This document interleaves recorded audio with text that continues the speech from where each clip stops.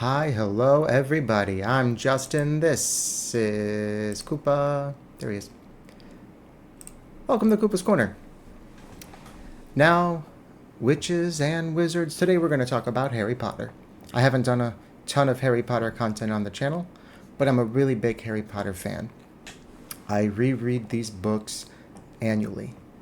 I've been reading them since like between the third and the fourth is when I first read through them, and I've reread them every year since. I haven't missed a single year, and it's just a tradition for me. It's something that I very much enjoy, and I've started rereading them for 2025 here with the Sorcerer's Stone. Where else do you start but at the beginning? Now, I came across something here, and I had a bit of a thought, right? And I just thought it was interesting. And that thought was, should Professor Quirrell have been able to get the Sorcerer's Stone out of the Mirror of Erised? Now, the answer is probably no. Probably, right? Because, he's the bad guy and that would ruin everything. But by the way some things are phrased in here, and I'll read the passage specifically to you, I can't help but wonder if that's true. If Professor Quirrell should have been able to get the Sorcerer's Stone. And so we're here, page 300 of the Sorcerer's Stone, if you want to look it up for yourself. But let me read it to you. And this is where Harry is in the hospital after everything had happened, and he's talking to Dumbledore. And he asks Dumbledore, "How did I get the stone out of the mirror?" And Dumbledore replies, "Ah, now I'm glad you asked me that. It was one of my more brilliant ideas, and between you and me, that's saying something. You see, only one who wanted to find the stone, find it, but not use it, would be able to get it. Otherwise, they'd just see themselves making gold or drinking the elixir of life. Find it, but not use it." Which brings us to Professor Quirrell. If we just rewind a few pages, just a few, page 290. Page 290. Quirrell came back out from behind the mirror and stared hungrily into it. "I see the stone. I'm presenting it to my master. But where is it?"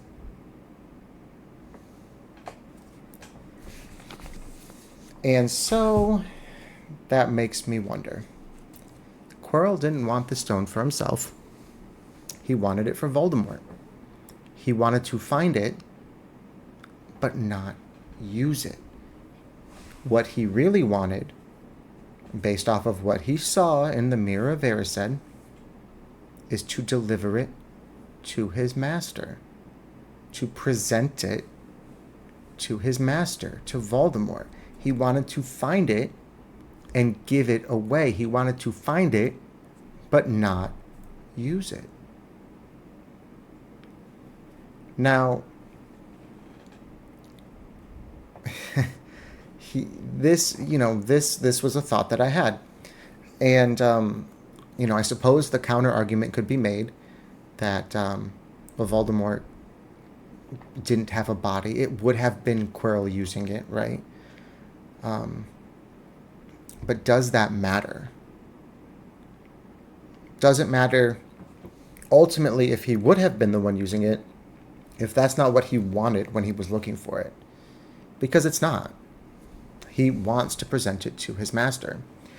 Now, the way that Dumbledore phrased it, we're assuming that the Mirror of Erised is still working the way it's supposed to. It's showing you your heart's desire, which is how Dumbledore was able to get away with not showing you how to find the stone, but showing you with a pile of gold or with yourself drinking the elixir of life, right? Because ultimately that's what you want the stone for. So it's what you want. It's what you truly deeply want. And I think that that's how Dumbledore gets away with that, gets around that, how he's able to put that in place. Because he's utilizing the mirror for its intended purpose. I'm not sure he really needed to do much work to the mirror, right?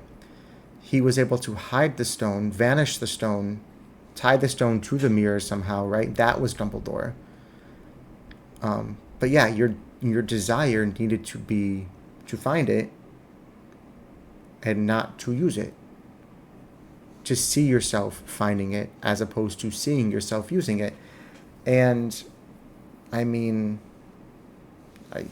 that's Quirrell fits in there. Professor Quirrell fits in that category. He wants to find it to give it away, not to use it. And I just thought it was a really interesting topic of conversation, just a really interesting thought. Ultimately, to be honest, I don't think it changes the plot too much, right? Because even if Quirrell did find it first, he would still try to kill Harry. He would still not be able to touch Harry because of his mother's sacrifice, right? And he would still ultimately kind of die off. Harry would go to the hospital. Voldemort would escape.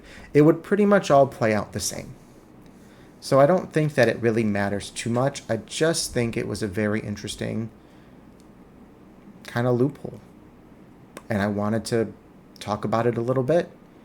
And I want to know what you guys think.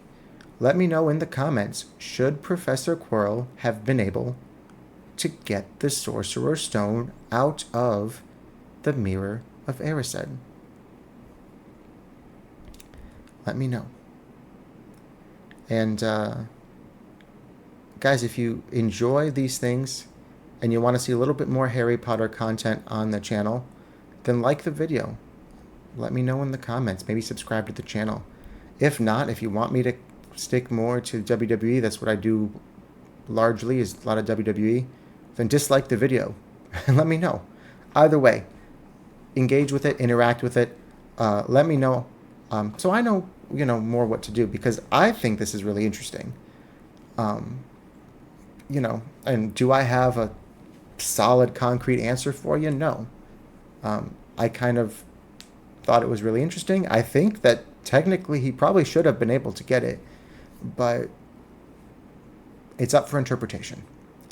So, yeah, let me know what you think. And, hey, thanks so much for watching. We'll see you in the next one.